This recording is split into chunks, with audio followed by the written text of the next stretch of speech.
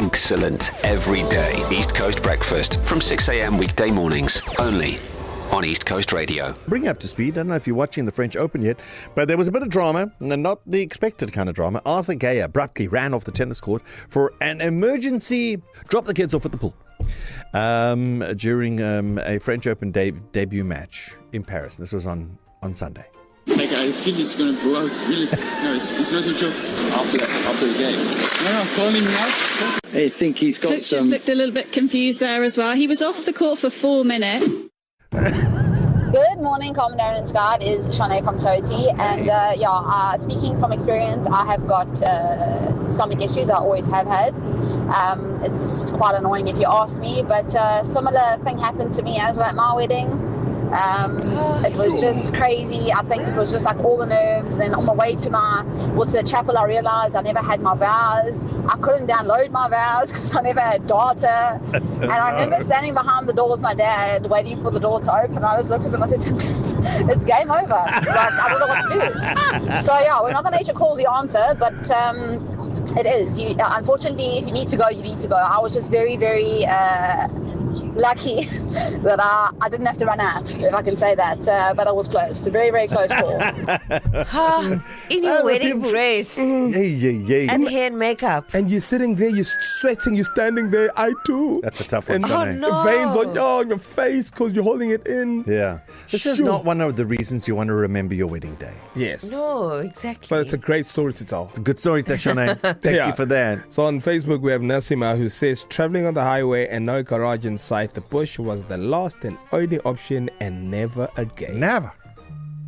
Let's say good morning to Masoso from Umbombolo. Masoso, when did you have to go? Come and I was in a taxi from Johannesburg to Mtubatuba. Do you know how long the journey is? Yes. It's about 8 hours. 8 hours, yeah. As you pass 8 hours, as you pass Pongolo towards Susuwe, there is nothing there. It was at night. And I was like, my powers are selling me out today, And then I had to ask the taxi, my man, do you have a tissue in here? Yeah. And people are looking at me like, come on, dude, you look so decent. And I'm a school teacher. And there are 2 learners that I teach in the same taxi. Yeah, not me. So wait, Masoso, did the taxi stop? What happened?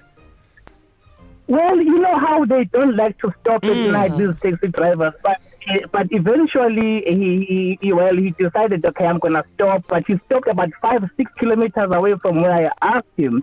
And then they waited for me, and he was out with his gun, thinking I'm robbing him and stuff. So when I'll never forget that day, but never. Masoso, you are squatting. This man has his gun out. You don't have tissue. Jeez. I felt like a VIP because he had a gun on his hand, and I was squatting somewhere in the bushes. Yo. Yeah. I've never had an armed guard for the squat. That's never happened for me. No, same here. No, siyabonga Masoso. Yeah, Dango. Thanks, guy. So I know we need to get into traffic, but there's this voice note we just received. We have to play this. Yeah. Darren, Carmen, Sky. I was in a park in Newcastle. I don't live in Newcastle, but I was there with my kids and we're playing and we're having a good time. And all of a sudden, nature calls. Now, the problem is there's no toilet anywhere nearby, but they did have a portable toilet. There were about 3 kids in front of me and I had to scoot them out the way, get inside the portable toilet, you do the business, and it's no toilet paper. One of the worst decisions of my life, but I had to make a spot decision. Took off my left sock, did what I needed to do. Wasn't enough, took off my right sock, did what I needed to do. Left it in the portable toilet and ran out. And lo and behold, the person that used the portable toilet next was my father-in-law. Hey, good morning, KZN. I actually failed the first time I went for my driver's exam, final exam, practical. Reason being, I got that call right before I had to start, so I had to leave my instructor and run to the toilet, and I was disqualified that way. Yeah. No, it's so unfair. Yeah, you got to pull the handbrake up before you do that. It's important. Maybe he did. Guys, can I share? Yeah. This was a long time ago. How safe is it, bro? It's safe. I just Okay. wanted to make sure the kids were definitely not listening. Do you remember when that ship crashed into Sheffield Beach? It was Yes. like a big container ship. Yes. And there was like months we didn't know what to do with it. What are we going to do with this? So I decided to go see it. I take Mouse as a little bit of an excursion. Yes, now I don't know if you've been up there by Sheppies. I have. It's a very inaccessible area. So once you've parked your car and walked down 100,000 steps between two properties, this is not like this is the way to the beach. It's just Okay. surreptitious steps that are there. Then you get to the beach, right? Then you got to walk the length of this beach, and we get to the ship. Mouse is not interested. She's looking at the shells, and my body immediately is saying to me, "Yeah, you got to go." Now, you got to go when you're here at work. It's fine. There's the loo over there. Yes. When you're at home, you just go up the stairs. Yeah, we got to go when you're 200 meters down the beach. Damn. Yeah, I know. And then when you get back to the steps, now remember, when you got to go, your body's in a little bit of a fragile situation. Yes. You don't want to rock it too much. Sure And I can. get to the stairs. The only place where there are more stairs than between the bottom there and where my car was parked is a Buddhist temple. That's it. I had to walk up like 1,000 stairs, and every step, go, was a signal to my body. Let's go.